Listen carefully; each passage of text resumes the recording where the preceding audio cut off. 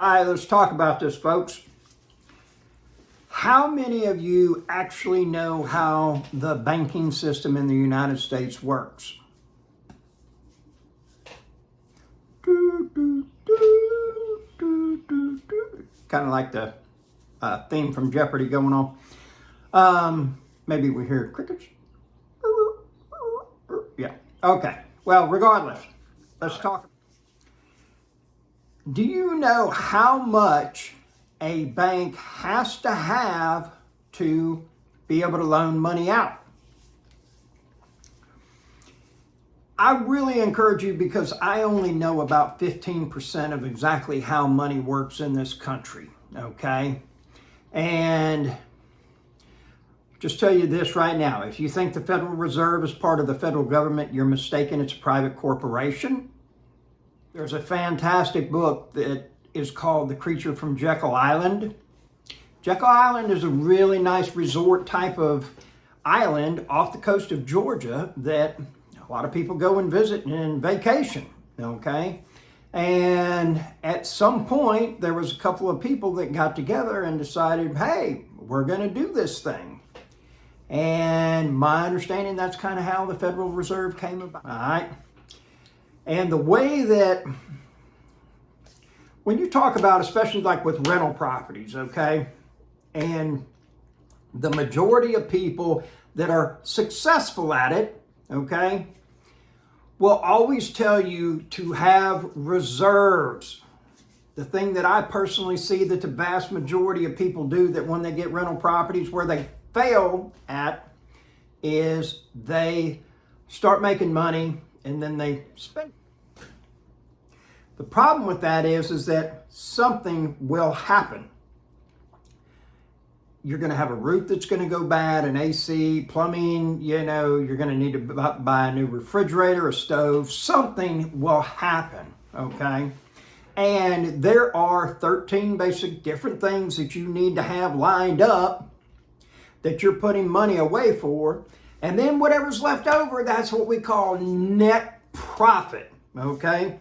Even after you pay what you need to right off the top to be able to keep the property. And what I mean by that is if you got a mortgage, you pay that, and then guess what? Because generally speaking, most of the time, the mortgage, principal, interest, and insurance, and property tax, because the mortgage company wants to pay all of that to make sure that it does get paid, okay? So then the problem is not so much as, do we still have the rental property, but it's how much do we really make, okay? Well, the thing about it is right after that is when you figure out that, like with me, I know that $125 a month needs to go to what we call capital expense for roof, for AC, for water heater. Air conditioning about $50 a month.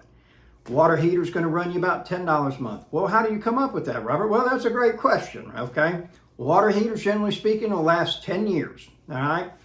You buy one brand new, you put $10 a month away, it's $120 a year.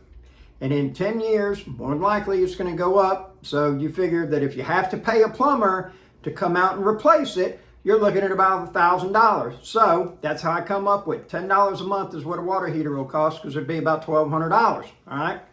So the thing about it is that we need to keep, and once you take out all those expenses, then guess what? What's left over, that's what the real cash flow of the property is, all right?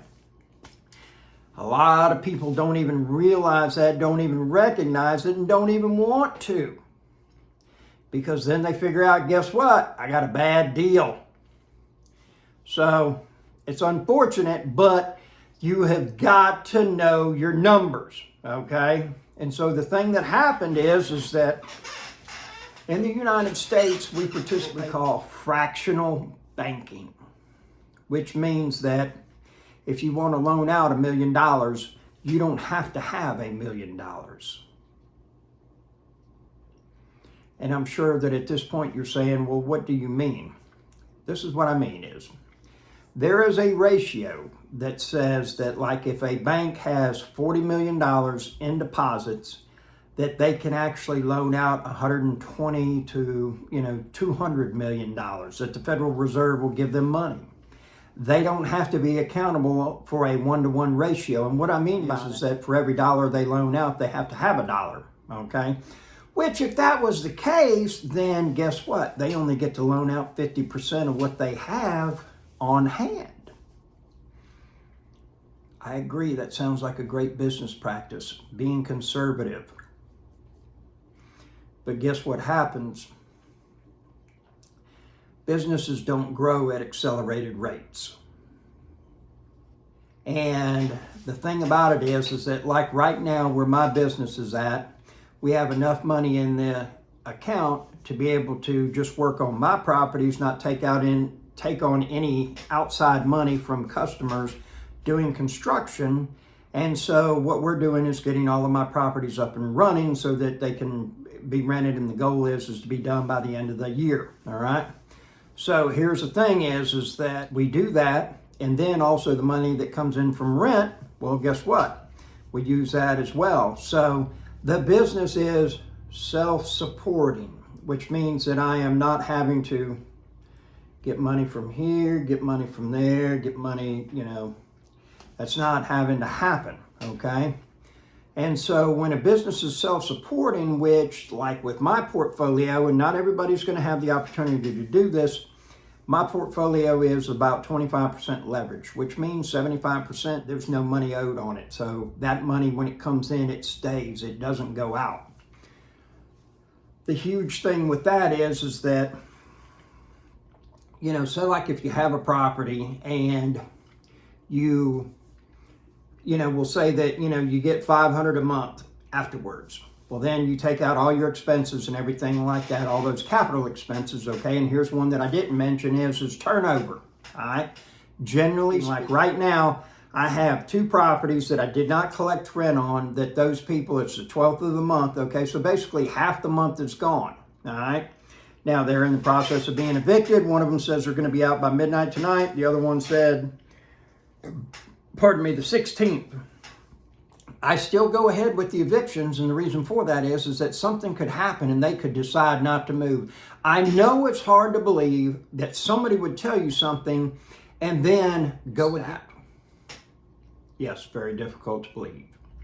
And these are also from people that signed a lease, a legal document saying, hey, we agree to pay rent on time every month. Oh, that's not happening. Gotcha. Okay.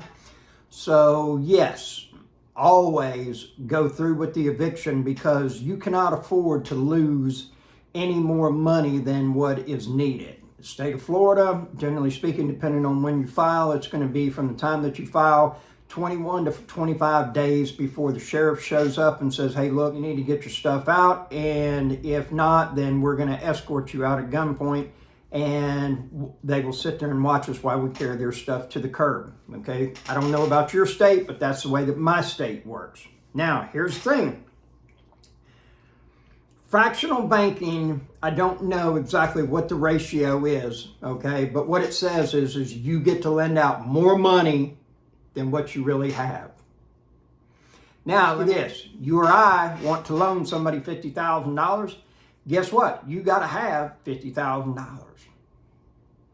Why won't the federal government give me $1 million when I do have $50,000 to loan more out? Well, part of it is they don't want me in the banking industry. The thing about it is that is exactly how it works in our country, okay? And a couple of things that you can do for your own protection is you can actually find out what holdings a bank has as far as their portfolio goes, because they're trying to make money, right? And it's just not enough that they're making money on the money, so to speak. They want to be making more money. I get it, I understand it. But when you start, and like with the Silicon Valley Bank, they ended up buying bonds. Well, the bonds kept going down. And unfortunately, they made a bet against the federal government hiking the interest rates like they have. They thought they were going to be slow and progressive. Well, it didn't happen like that. So they started hemorrhaging money. Well, then you see a couple of announcements in the financial sector coming out that now Silicon Valley Bank is no longer fashion mode. Hi. Now it's been downgraded. It's no longer the in thing to have or to buy. And so now there's a mass panic that happens and everybody goes to withdraw their money. Guess what? They don't have it. Okay? And granted, a bank is insured up to $250,000. Well, you got to figure that some of these companies had millions and millions of dollars with that bank on deposit with them. Okay? Well, the bank just doesn't have it because guess what? They loaned it out. Now, a bank and a credit union are two different beasts, two different entities, okay? Credit unions have different guidelines that they have to go by, as opposed to have a different guideline that they have to go by, all right? Do your own research. I'm not an expert. I'm not a financial advisor. I don't claim to be. I'm just a redneck that's trying to make its way in this world, okay? Here's the thing that has occurred is the guy that was with Lehman Brothers when this collapse happened, with Lehman Brothers, is the same guy with Silicon Valley Bank. Now, Redneck Robert even figuring out in the sense that, okay, well, you screwed up one time. What makes me think that the second time you're not going to do it again? Oh, what's that? History repeats itself. Hello, McFly, writing on the wall.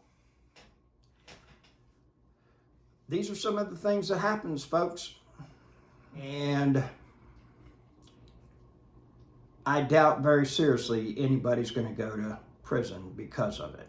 Now, you or I pull some shit like this, somebody's going to get hung. Somebody's going to do some time. Somebody's going to be charged. Somebody's going to have more felonies if you don't already have one already.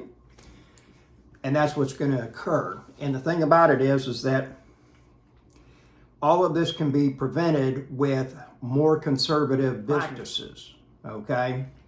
I've already talked to 2 real estate investors that we got this thing that's called the BRRRR method, okay? You buy it, you rehab it, you refinance it, and then you repeat that process. Well, that's great. And again, not everybody's in a position to be able to pay cash for a property. But I do highly suggest that if you do get a rental property, you better be able to fade a heavy repair bill all at one time. And so you probably should not buy any more properties until you got a minimum of $10,000 to $15,000 per property in reserve on hand, okay? All I'm trying to do is to give you something to think about to sustain your business through the high lows, okay? I saw the recession in 2000, I've seen it for 2008, and now I'm seeing it again, okay? Before 2000, I really wasn't making moves on my own. I think I was still living with my parents. Maybe, nah. I bought my first house right after I turned 21. So that was in that would have been 91 or 92, okay? Bought us a mutual fund in 95 or 96. That kind of got the ball rolling. So I really wasn't interested in how this big picture works. I was just interested in what's going on for me. So here's the thing, folks, is take it from watching this happen right here. This happened because they did not have reserves. This happened because nobody's going behind and checking how things are being done with this, and so there's no checks and balances. Because if there had been a board of directors or something like that that everybody was accountable to, but was not in the same pocket, okay, which you see a lot of that kind of stuff happen, all right? Go figure on, you sit there and tell me, okay, well, how does a lifetime career politician that makes $250,000 a year, how would have a net worth over $100 million? Corruption. Yeah, exactly. So there you have it, folks. It sucks. I hate it for those people. I hate it for the small person that's been in there. I hate it for the big business that they don't have any money to be able to make payroll, because these kind of things happen, all right? And what at some point, which somebody should have been doing is stop giving out loans and start stacking cash instead of, putting it out there, okay? I'm not saying all debt is bad, not at all. However, you need to know how to use it and how to have it so that you can take advantage of it and not get squashed by it. Redneck Robert here, Rental Robert, Hustle Nation, and I got a special offer for you. Nope, doesn't involve money. If you want 15 minutes on the telephone, I'll talk to you about dump trailers. I'll talk to you about investing. I'll talk to you about rental properties. I'll answer questions about having to do with my lease. Whatever it is that you would like to ask me, send me an email. It's in the description on the video and include your phone number, and I will give you a call. So have yourself a wonderful day.